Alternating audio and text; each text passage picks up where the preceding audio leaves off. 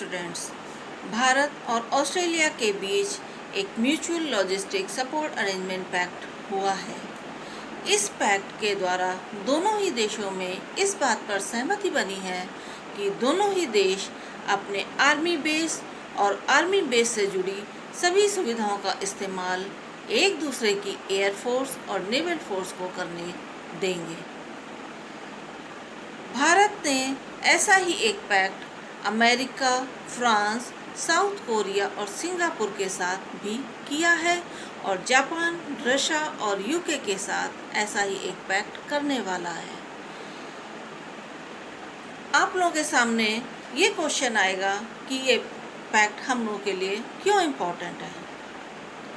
आने वाले civil services में आपसे इस पर कुछ क्वेश्चंस पूछे जा सकते हैं, जैसे कि भारत और ऑस्ट्रेलिया के अलावा किन देशों के साथ भारत ने इस तरीके का पैक्ट किया है जिसमें वो अपने मिलिट्री बेस का इस्तेमाल एक दूसरे की फोर्सेस को करने देंगे, या इस पैक्ट का विश्व के परिदृश्य पर क्या असर पड़ेगा।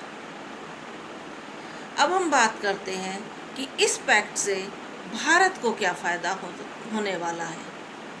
अगर हम देखें तो इंडो पैसिफिक रीजन में चाइना लगातार अपना एक्सपेंडिशन बढ़ा रहा है और उसको रोकने में सभी देशों को एक मुश्किल का सामना करना पड़ रहा है। ये देश चाहे साउथ चीन सागर में स्थित हो, जैसे कि जापान, साउथ कोरिया आदि, या इंडो एशियन इंडियन ओशन में स्थित देश हो, जैसे श्रीलंका या ऑस्ट्रेलिया या अरब सागर में स्थित देश हो, इन सभी के सामने एक समस्या है कि वो चीन के विस्तारवादी नीति को कैसे रोकें। इसलिए इन लोगों ने आपस में एक म्यूचुअल अंडरस्टैंडिंग क्रिएट की है कि वो एक दूसरे की फोर्सेस को सपोर्ट करेंगे और चीन को उसके आक्रामक नीति के लिए रोकने का प्रयास करेंगे। इंडिया के लिए ये पैक्ट इसलिए भी क्रूशल है क्योंकि चाइना अगस्त 2017 में अपना एक मिलिट्री बेस जिबूटी में बना चुका है और ये बेस उसने ऑपरेशनल कर रखा है। इसके अलावा उसने पाकिस्तान के कराची और ग्वादर पोर्ट को भी अपने मिलिट्री बेस के तौर पर स्थापित कर लिया है। वो इन दोनों ही पोर्ट का इस्तेमाल अपनी सेनाओं के लिए करता है। इसके अलावा चाइना कंबोडिया और वेनुआटू में भी अपना नेवल बेस बनाने का प्रयास कर रहा है। अब अगर चाइना की इस पॉलिसी को रोकना है कि वो अपने नेवल बेस का एक्सपेंड रोके और बाकी देशों को भी इंडियन ओशन या इंडो पैसिफिक ओशन में व्यापार करने का समान अवसर दे, इसके लिए ज़रूरी है कि ये सभी देश आपस में एक पैक्ट करें और चाइना को इसके लिए रोकें। ऑस्ट्रेलिया के साथ जो ये पैक्ट हुआ है, इससे भारत को सदर्न इंडियन ओशन रीजन में अपनी बढ़त बनाने में मदद मिलेगी। वो अपने नेवल बेस को यहाँ पर एक्सटेंड कर सकता है। इस मीटिंग में ऑस्ट्रेलिया के prime minister Shri Scott Morrison और भारत के प्रधानमंत्री श्री नरेंद्र मोदी जी के बीच में इस बात पर भी सहमति बनी है कि मालाबार नेवल एक्सरसाइज में वो पार्टिसिपेट करेंगे। इस एक्सरसाइज में यूएस और जापान भी शामिल हो रहे हैं। ऐसी एक एक्सरसाइज 2019 में इंडिया और ऑस्ट्रेलिया के बीच में हो चुकी है, जो विशाखापट्टनम कोस्ट पर हुई थी।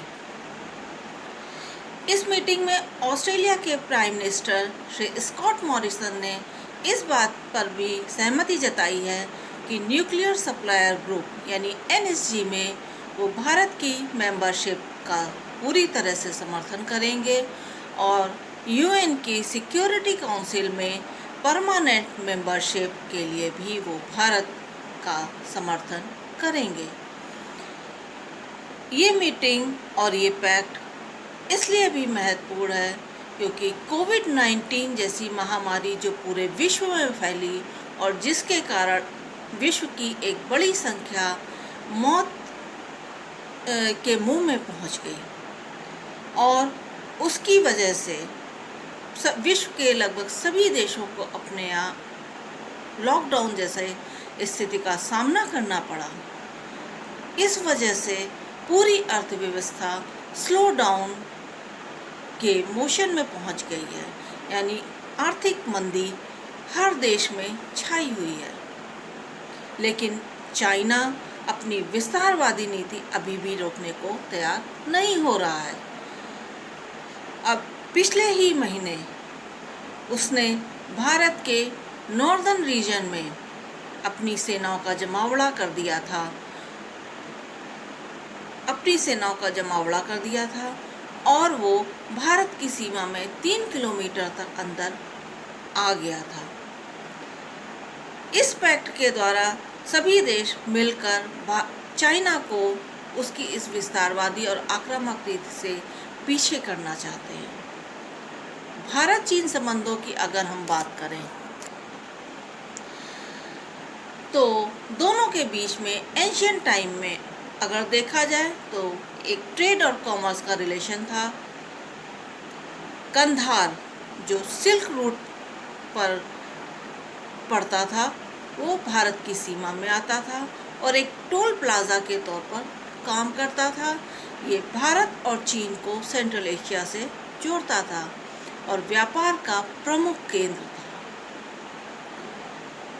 चाइना में जब बौद्ध धर्म का प्रचार प्रसार हुआ उसके बाद वहाँ से फाइयान, वेनसोंग जैसे स्कॉलर्स भारत आए। वो यहाँ पर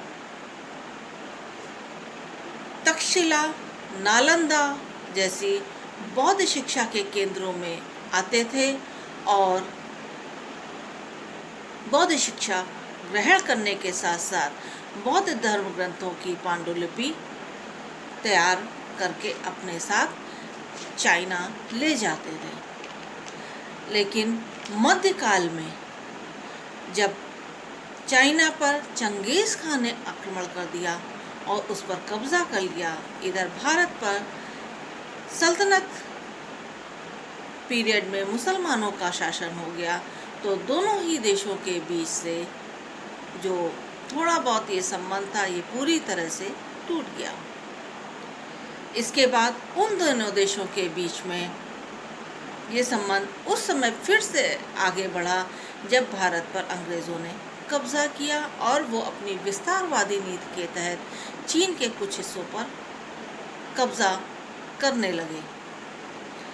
उस वक्त चीन और ब्रिटिशर्स इंडिया के बीच में एक पैक्ट हुआ जिसकी वजह से उन्होंने अपनी एक सीमा रेखा निर्धारित की जो जॉनसन लाइन ऑफ कंट्रोल के नाम से जानी जाती है।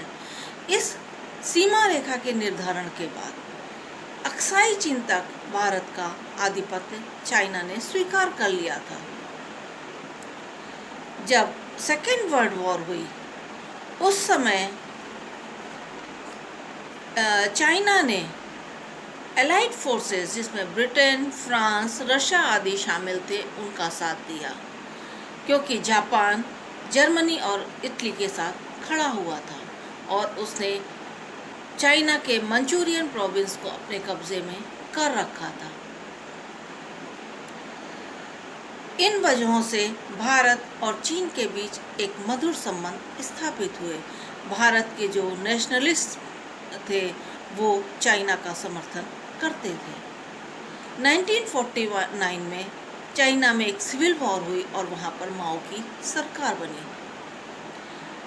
इधर भारत भी एक स्वतंत्र देश के रूप में स्थापित हुआ और पंडित नेहरू के नेतृत्व में भारत में एक सरकार का गठन हुआ। इसके बाद भी भारत और चीन के बीच मधुर संबंध बने रहे। लेकिन जब 1950-51 यानी 1950-51 में चाइना ने तिब्बत पर अपना आधिपत्य जमा लिया तो वहाँ से दलाई लामा को भारत में शरण लेनी पड़ी। भारत ने तिब्बत को हमेशा एक स्वतंत्र राज्य के तौर पर माना, इसलिए उसने दलाई लामा को अपने यहाँ शरण दे दी। चीन इस बात से नाराज़ हो गया क्योंकि वो इसे अपने अधिकार क्षेत्र में दखलंदाजी मानता था।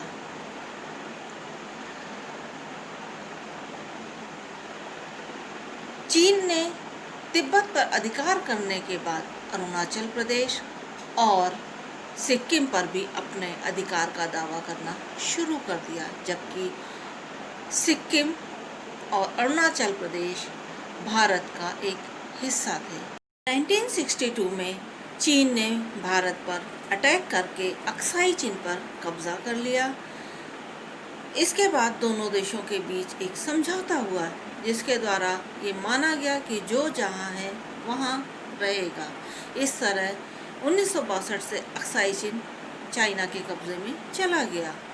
इसके बाद अगर हम देखें तो छोटे मोटे सैनिक झड़प के अलावा दोनों के बीच में कोई भी वॉर की स्थिति नहीं बनी। पर 2017 में चीन ने फिर से डोकलाम के क्षेत्र में आगे बढ़ने का प्रयास किया, जिसकी वजह से भारत और भूटान ने इसका विरोध किया। भारत के मजबूत दबाव के आगे चीन को झुकना पड़ा और उसे अपनी सेना वापस लेनी पड़ी। पर चीन अपनी विस्तारवादी हरकतों से कभी भी पीछे नहीं हट रहा है। 2020 मई में चीन ने फिर से दौलत बेग ओल्डी, गलवान घाटी और पैंगोंग लेक क्षेत्र के 3 किलोमीटर के एरिया में अतिक्रमण करने का प्रयास किया, जिसका भारतीय सेना ने पुनः विरोध किया। दोनों ओर की सेनाएं आमने सामने आ गई और स्थिति तनावपूर्ण बन गई है। भारत द्वारा अपने क्षेत्र में सड़क निर्माण और हवाई अड्डों का विकास करने को चीन स्वीकार नहीं कर रहा है। वो नहीं चाहता है कि भारत इस एरिया का विकास करे, क्योंकि अगर भारत ये सड़कें बना लेगा और अपने हवाई अड्डों का विकास कर लेगा तो चीन के द्वारा अगर कभी भविष्य में किसी भी तरीके का अतिक्रमण किया जाता है तो भारत तुरंत ही उसका उत्तर देने में सक्षम हो जाएगा। और इसीलिए चीन बार बार अपनी आपत्ति जता रहा है। भारत, ऑस्ट्रेलिया, अमेरिका, फ्रांस आदि देशों के साथ मिलकर चीन के ऊपर एक दबाव वाली स्थिति लाना चाहता है। चीन हांगकांग में भी अपना कब्जा कर रहा है। उसने ब्रिटेन के साथ जो एक पैक्ट किया था जिसके कारण उसे हांगकांग दिया गया था, वो उस पैक्ट का भी उल्लंघन कर रहा है। देखा जाए तो कम्युनिस्ट सरकार, जो चीन की कम्युनिस्ट सरकार है, वो कभी भी अपनी की हुई ट्रीटीज़ को मानने को तैयार नहीं होते हैं और जब उसको मौका मिलता है वो उसका उल्लंघन करते रहते हैं। इस समय भारत और चीन के बीच एक तनावपूर्ण स्थिति है और भारत के प्रधानमंत्री इस पर लगातार निगाह रख रहे हैं कि वो चीन को आगे बढ़ने से रोक सकें। आज का वीडियो यहीं तक।